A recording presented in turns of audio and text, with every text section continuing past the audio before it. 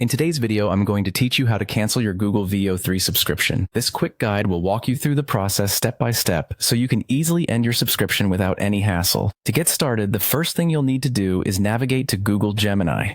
You can do this by opening your web browser and typing in the URL for Google Gemini, or simply searching for it in your preferred search engine. Once you have arrived at the Google Gemini page, the next step is to log into your account. Make sure you use the account that is currently linked to your Google VO3 subscription.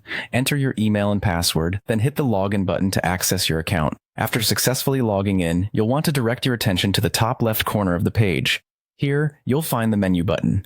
Clicking on this will open a drop-down menu with several options. From here, you'll need to select the option labeled Settings and Help. This is where you can manage your account settings and find assistance if needed. Once you're in the Settings and Help section, you'll see an option that says View Subscriptions.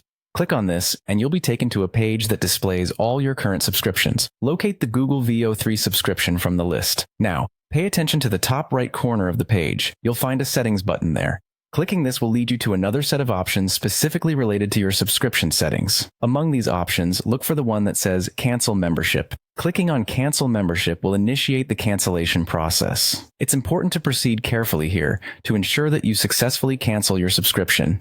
After clicking Cancel Membership, you may be prompted to confirm your decision. This is a common step to prevent accidental cancellations, so carefully review any details provided in the pop-up or confirmation page. The final step is to confirm the cancellation.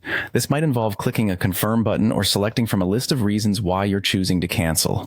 Ensure you follow the instructions on the screen to complete this. Once confirmation is done, your Google VO3 subscription will be canceled, and you should receive a confirmation email shortly after. And there you have it. You've successfully canceled your Google VO3 subscription.